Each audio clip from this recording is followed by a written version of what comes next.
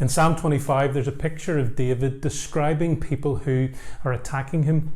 And as we see in the psalm, part of how they do this is by pointing out his failings.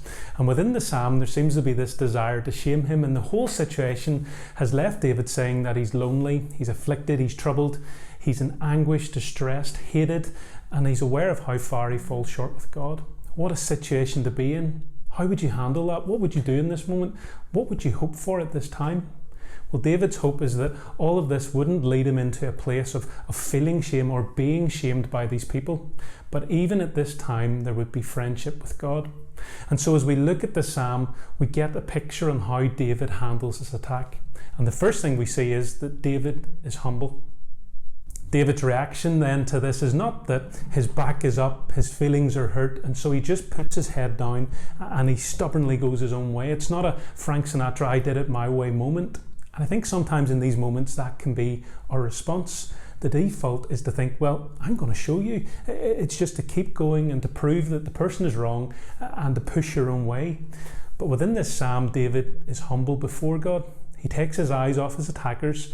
He takes his eyes off himself and he looks to God.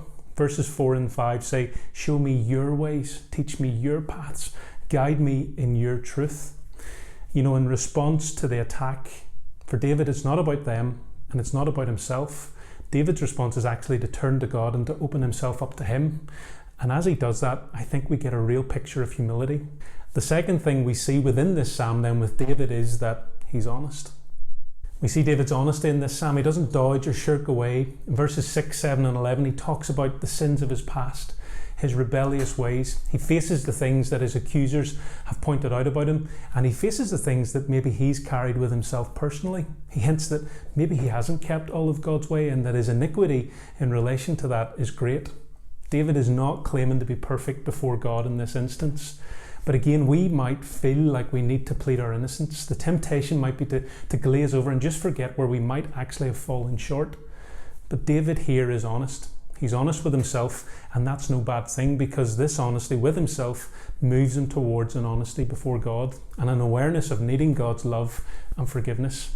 So the picture we get of David is that he's humble and he's honest, and this humility and honesty seems to lead him to fear, which, as verse 14 says in some versions, the Lord is a friend to those who fear him. Which actually sounds a bit strange, friendship through fear, but it's not fear built on dread or panic, but it's awe, respect and honour.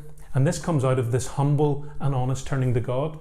Fear shows that he trusts God. It shows that he recognises who God is. And ultimately, for him, it shows that God's opinions and dealings with him matter more than his accusers.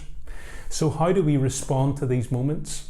Well, when we look at this psalm and David, we see that as his enemies look to attack and to shame, he looks to God. He puts his trust and his confidence in God's love, forgiveness and protection, which will meet him even in this moment. In this psalm, we see a way to respond. We see that even in the midst of attack and the desire to shame, a response of humility and honesty which moves to fear, leading us not to look to our attackers or not to look to ourselves, but to God, can give us the strength we need to get through these moments. And as we see in verse 14, it gives us friendship with God.